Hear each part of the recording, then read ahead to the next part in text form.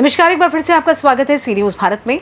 UP bulletin में सबसे पहले बात करेंगे ललितपुर की, जहां पर यूपी में करीब 5000 सरकारी स्कूल को मर्ज करने के योगी सरकार के फैसले पर कांग्रेस पार्टी ने विरोध जताया। और साथ ही बात होगी मिर्जापुर की, जहां थाना मड़िहान पुलिस टीम द्वारा 480 टेट्रा पैक अवैध अंग्रेजी शराब के साथ 2 अंतर्राज्यीय शराब तस्करों को गिरफ्तार किया गया है। इन तमाम खबरों पर करेंगे विस्तार से चर्चा। खबर बदायूं से है, जहां वरिष्ठ पुलिस अधीक्षक डॉक्टर ब्रिजेश कुमार सिंह द्वारा जनपद बदायूं में अपराध की रोकथाम और अपराधियों की गिरफ्तारी के लिए चलाए जा रहे अभियान के अंतर्गत थाना बिसौली पुलिस द्वारा वांछित चल रहे अभियुक्त धर्मेंद्र उर्फ लल्ला को थाना बिसौली क्षेत्र के रानेट चौराहे के पास से गिरफ्तार किया गया। वहीं थाना बिलसी पुलिस द्वारा एक नफर वांछित अभियुक्त दीपक को कस्बा बिलसी के खैरी स्टैंड के पास से गिरफ्तार किया गया। गिरफ्तार अभियुक्त गण को न्यायालय के समक्ष पेश कर जेल भेजा गया। इसके अतिरिक्त थाना उघैती पुलिस द्वारा वसीम और शकील को गिरफ्तार कर संबंधित न्यायालय के समक्ष पेश किया गया। बदायूं से सी न्यूज संवाददाता आकाश तोमर की रिपोर्ट। खबर ललितपुर से है, जहां योगी सरकार कक्षा 8 तक के करीब 5000 स्कूल को मर्ज करने की बात कह रही है। ये ऐसे स्कूल हैं जिनका छात्रांकन 50 से कम है। ऐसे में विपक्षी पार्टियों ने इसका विरोध करना शुरू कर दिया है। ललितपुर में कांग्रेस पार्टी ने आज ज्ञापन देते हुए कहा कि प्रदेश में बीजेपी सरकार के द्वारा लगभग 5000 प्राइमरी स्कूल बंद कर उनमें पढ़ने वाले अनुसूचित, पिछड़ा, अल्पसंख्यक और आदिवासी गरीब किसानों के बच्चों को अन्य स्कूलों में विलय करने की नीति पर काम कर रही है, जिसका उन बच्चों पर बहुत ही प्रतिकूल प्रभाव पड़ सकता है। ऐसी स्थिति में बच्चों की पढ़ाई बाधित हो सकती है, जो कि अति दुर्भाग्यपूर्ण है। कौन किस चीज़ को लेकर आज ज्ञापन दिया? बलवंत सिंह राजपूत, प्रदेश सचिव कांग्रेस भूल जिला दिल्ली। और ऐसा है कि जो उत्तर प्रदेश सरकार ने अभी एक कानून लागू किया है कि पूरे उत्तर प्रदेश में 5000 स्कूल बंद करा रही है और ललितपुर 266 स्कूल है। तो सरकार का ये मतलब है कि शिक्षा से इन्हें बाहर कर दो, क्योंकि गरीब किसानों के बच्चे जो है देहात में हैं, वहीं पे जो स्कूल बंद हो रहे हैं। तो सरकार जैसे गांव में कलारी की शराब की दुकानें खुलवा रही, तो जी बताइए, कलारी की जो शराब पियेंगे लोग तो उससे आगे बढ़ेंगे कि शिक्षा से बढ़ेंगे? और जब वो कह रहे हैं कि कम छात्रांकन है, शिक्षा गारंटी योजना के तहत अगर स्कूल में अगर 5 बच्चे हैं तब भी आपको स्कूल में खोलना और पढ़ाना पड़ेगा, क्योंकि गरीब और किसानों के बच्चे 1 किलोमीटर ज़्यादा दूर भी जा नहीं सकते हैं। तो स्कूल जो है किसी भी कीमत पर बंद नहीं होंगे। और बाकी योगी सरकार के लिए तो ज़्यादा अध्यापकों की नियुक्ति करना चाहिए और गांव-गांव का गली-गली में स्कूल खुलवाना चाहिए। अगर शिक्षा की क्रांति जागेगी तभी हमारा देश आगे बढ़ सकता है। आप आने वाले अमेरिका में, ऑस्ट्रेलिया में कहीं भी जाओ, वहाँ पर गली-गली में, मोहल्ले में स्कूल खुले हैं। तो ये सरकार तो ये बहुत बड़ा गलत कानून पास कर रही है। अच्छा, कांग्रेस सरकार ने जब देश स्वतंत्र हुआ तब यहाँ ज़्यादातर बिना पढ़े लिखे थे, कम शिक्षित थे।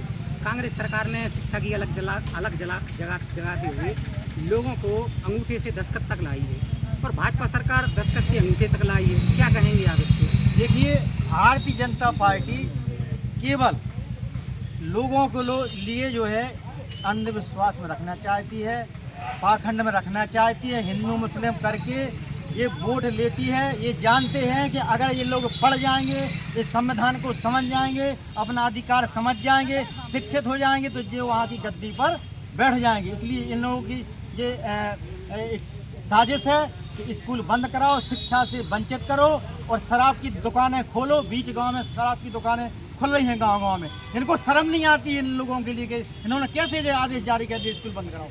हम इसका पुरजोर विरोध करेंगे। कांग्रेस पार्टी सड़क से संसद तक किसी भी कीमत पर स्कूल बंद नहीं होने देंगे। चाहे हम लोग बंद होंगे, लेकिन स्कूल बंद नहीं हो सकते हैं। क्या नाम है आपका? बंद करो। हमारा नाम राम नरेश दुबे है।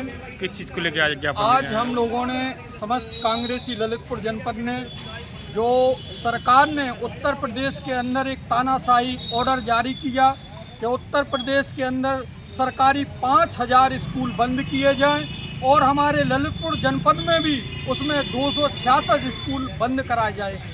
जहां एक और सरकार दारू की दुकानों को बढ़ाया जा रहा है और पूरे प्रदेश में दारू की दुकानें खोली जा रही और उत्तर प्रदेश के अंदर स्कूल बंद कराए जा रहे।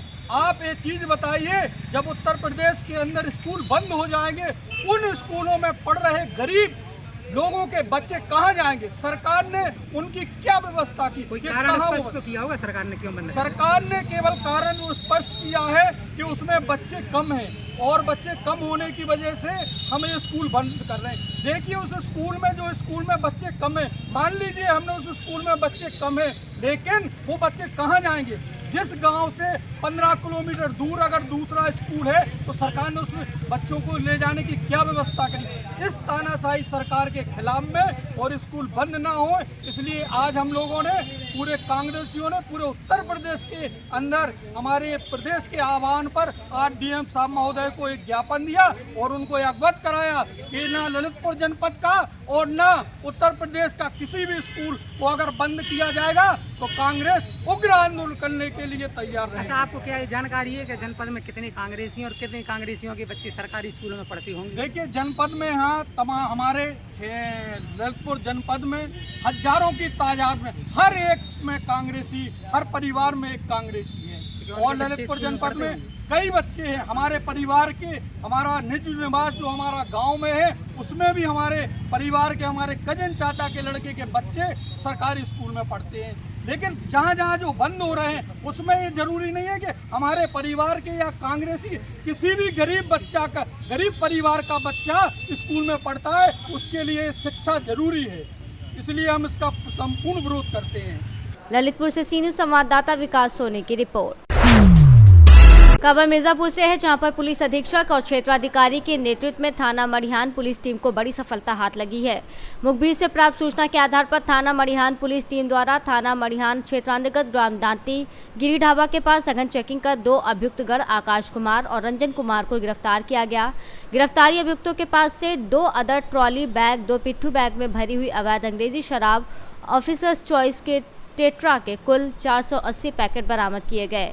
गिरफ्तारी और बरामदगी के संबंध में थाना मड़िहान पर आबकारी अधिनियम पंजीकृत कर नियमानुसार अग्रिम विधिक कार्रवाई करते हुए गिरफ्तार अभियुक्त को जेल भेजा गया। ये मड़िहान पुलिस द्वारा 2 अंतर्राज्यीय शराब तस्कर पकड़े गए हैं, जो 2 ट्राली बैग और एक अटैची में करीब 480 8 PM और ऑफिसर्स चॉइस के टेट्रा पैक लेकर के बिहार लेके जा रहे थे। ये हैं आकाश कुमार और रंजन कुमार, दोनों ही जहानाबाद बिहार के रहने वाले हैं, जो जनपद से शराब खरीद करके और बिहार में तस्करी के वास्ते लेके जा रहे थे। इनको गिरफ्तार किया गया है और इनके विरुद्ध अभियोग करते हुए अग्रिम कार्रवाई की जा रही है। मिर्जापुर से सीनियर संवाददाता अनिल केशरी की रिपोर्ट। खबर वाराणसी से है, जहां बता दें पूर्व एमएलसी ब्रिजेश सिंह ने मीडिया से बातचीत की। उन्होंने कहा कि बचपन से मेरा धर्म के प्रति रुझान रहा है, ध्यान और व्यायाम मेरी कमजोरी बन गई है।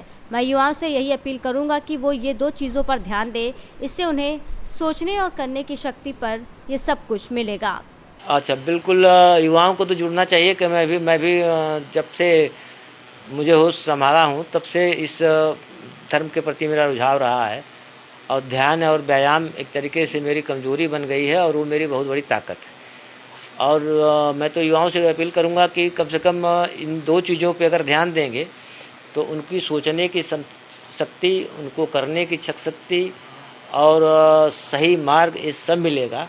और कोशिश करें कम से कम 1 महीना इस पथ पे चल के देख लें। अगर नहीं मिलता है तो मैं गारंटी देता हूँ कि इस पर मिलेगा ही उनको लाभ। और जब लाभ मिलेगा तो वो आदत पड़ जाएगी तो फिर वो हर कर्म अपना परिणाम देता है। तो ये भी अपना परिणाम देगा और परिणाम मिलेगा तब उनको समझ में आएगा कि नहीं, हाँ ये चीज़ ठीक है। वाराणसी से सीनियर संवाददाता आशीष मौर्य की रिपोर्ट। फिलहाल के लिए इस खास बुलेटिन में बस इतना ही। देश दुनिया की तमाम बड़ी खबरों को जानने के लिए जुड़े रहें सी न्यूज़ भारत के साथ। हर खबर आपके साथ, आपके हाथ।